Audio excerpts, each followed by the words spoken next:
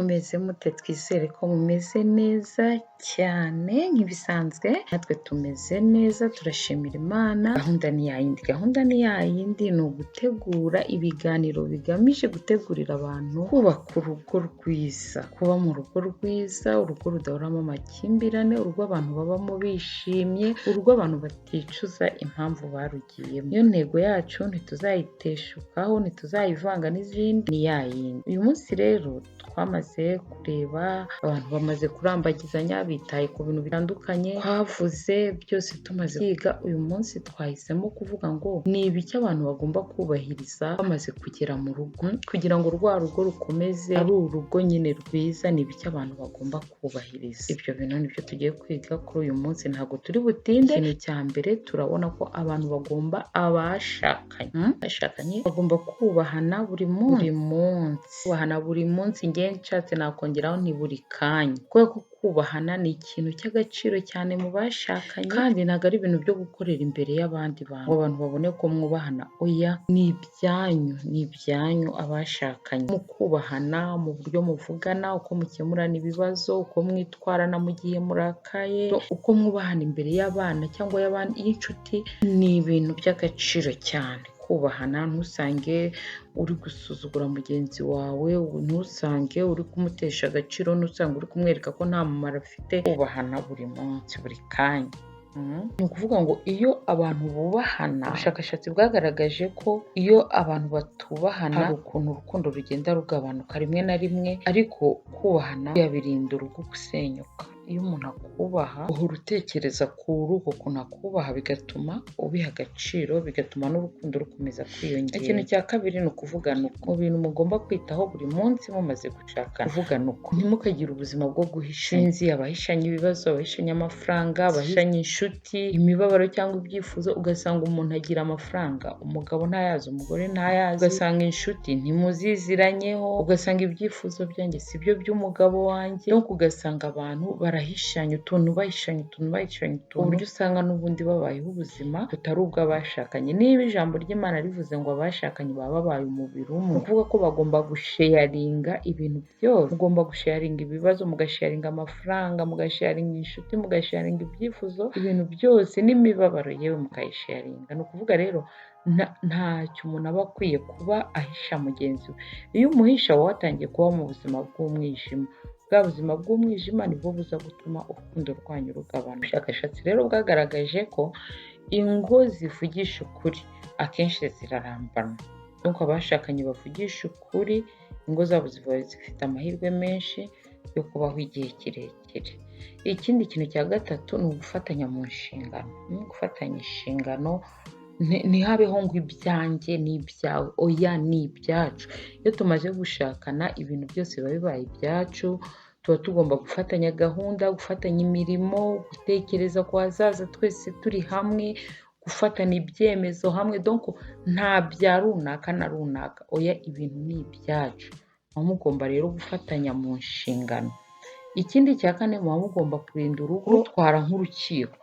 Gutwara urugo rwacu nk'urukiko. Hari igihe abantu baba bari aho, uko biri kose, uko bimeze, nta rugo wazabona rutazamo utuntu tw'utubazo, ibyago, ibibazo, amakosa, ibyishimo. Ugasanga rero umuntu umwe yafashe nka defense yo guhora ashinja mugenzi we, guhora ashinja bagenzi be. Donc ahora amubwira ni wowe wabikoze, iyo udakora gutya ntabwo ariko biba byagenze. Donc ahora ashinja mugenzi we. Umuntu aba avuga ngo iyaba njye nari kubikora, ukanababazwa n'uko mugenzi wawe atabashije kubikora nk'uko wifuzaga ko bikorwa. Ugasanga wa wundi wihaye kuba gutwara urugo nk'urukiko ahora ashinja undi amakosa ya kera, ashaka gutsinda impaka aho kuzikemura.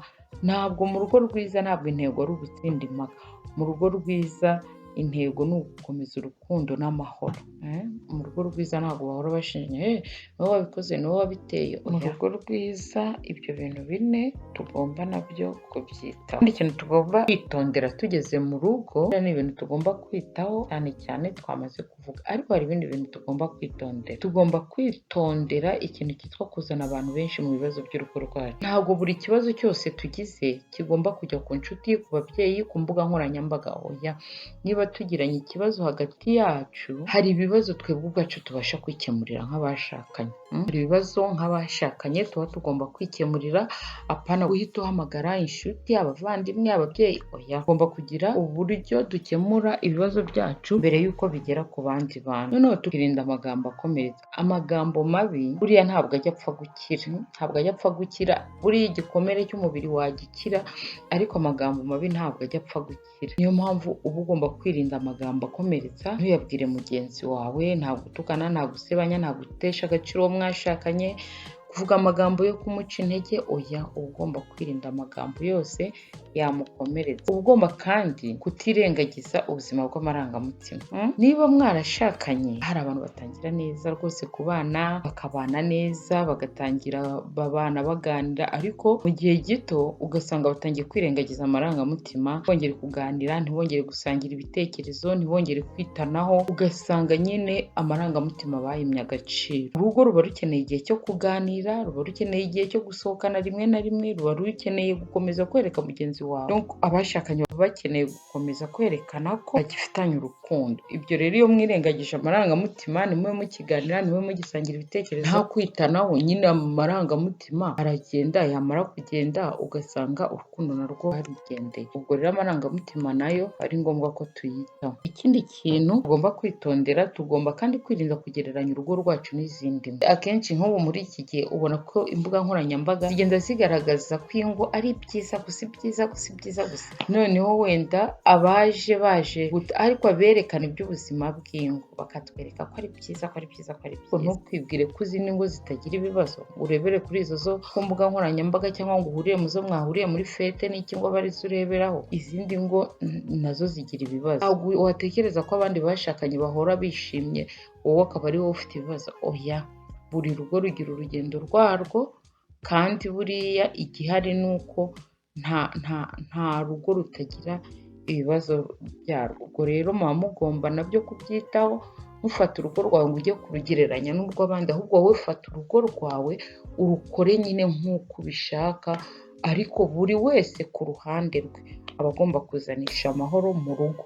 Ni naho bihurira nyine, ugasanga ko mwese niba umwe akeneye amahoro undi akeneye amahoro, ibibazo murabikemura nta ngorane zibayemo, nta n'ibindi bintu bigoranye bije kuba muri rwa rugo. Ubwo rero ibyo bintu nabyo tuba tugomba cyane kubyitaho tukanabizirikana. Hari abantu baherutse kubaza bati se ibyo ngibyo wenda tumaze kubyitaho, hari ibindi bintu bishya umuntu atazi yabona mu rugo? Birahari byinshi cyane, hari ibintu bindi byinshi cyane uzabona bishyashya mu rugo, ariko ibyo byose nyine uzabona uzaba ufite intego yo kubaka neza, kandi uzaba ufite intego yo kubyakira. Urumva nk'iyo mugeze mu rugo uhabona imico ya mugenzi wawe utabonaga neza, ibyo ni ibintu bishyashya uzabona mu rugo. Kuvuga rero nko mu kurambagiza, umuntu ashobora kwihangana cyangwa kwitaho cyane, ariko mu rugo uburakari bwe ukabona burarushaho kugaragara, ukabona uburyo akoresha amafaranga buragaragara kandi burakubangamira, ukabona wenda isuku ye ntayo, ukabibona nyine mu rugo ukabona ntayo, ukabona uko wenda akemura stress, iyo yagize stress bigenda gute, kuko akenshi mwabaga muhura nta bintu byinshi, nta stress, mugahura kandi igihe gito. Ubwo rero aho ngaho urumva mu byo uzamenya bishyashya, uzamenya ko harimo nyine no kumenya imico utabonaga neza. Rero urumva nako ni akantu ugomba kwitondera, ukavuga uti aka ngaka ninkabona nzabigenza gute. Kandi iyo mugeze mu rugo mubona ko n'urukundo rwonyine rudahagije, yego urukundo ni ingenzi, ariko urugo rukeneye kwihangana, imikoranire, imbabazi, ubwenge bwo gukemura ibibazo. Ako nako ni akantu gashyashya uzabona mu rugo, uba ukwiye kugenda witeguye uzabona. Ikindi ugomba kugenda witeguye ko mu rugo hazabaho ibihe byo kutumvikana. Icy'ingenzi ntabwo ari ukwirinda nyine ko ibibazo biza, wenda ngo uvuge ati ibibazo ntibikaze burundu, ahubwo icy'ingenzi ugomba guhora witeguye ni uburyo nyine bwo kubikemura. Kumwe twavuze nyine, ugomba kwiga kumva mbere yo gusubiza, ukiga gusaba imbabazi, mukiga kuba ikipe. Ni byo bintu bizabafasha mu rugo muri bya bintu bishyashya muzaba mwarabonye. Ubwo rero ibyo bintu byo kwitabwaho, ibyo bintu byo kwitondera byose twarabyize, twarabibonye, mujye mugaruka mubisubiremo murebe ko muri kubyubahiriza neza kugira ngo dukomeze twubake urugo rwiza, urugo rw'amahoro, paradizo, ijuru ritoya rimwe twifuza. Birashoboka, nta kigoye kirimo, buri wese afite uwo mugambi. Icyangombwa ni iki? Ni ukuba warabyitayeho cyajya muri fiyansaye ukareba ko umuntu mugiye kubana mufitanye icyerekezo kimwe. Murakoze rero gukurikira ikiganiro cyacu, ntabwo cyari ikiganiro kirekire, cyari gifite ingingo zumvikana, nta mpamvu yo gutinda, n'iyo twajya dukora iminota 5 ariko bya bindi dukoze mukabyubahiriza. Mukomeze rero muhereze abashuti bacu izi nyigisho, mukomeze mubahereze ibi biganiro kugira ngo twese duhurire hamwe ku kintu cyo kubaka urugo rwiza, ijuru rito. Imana ibandindire.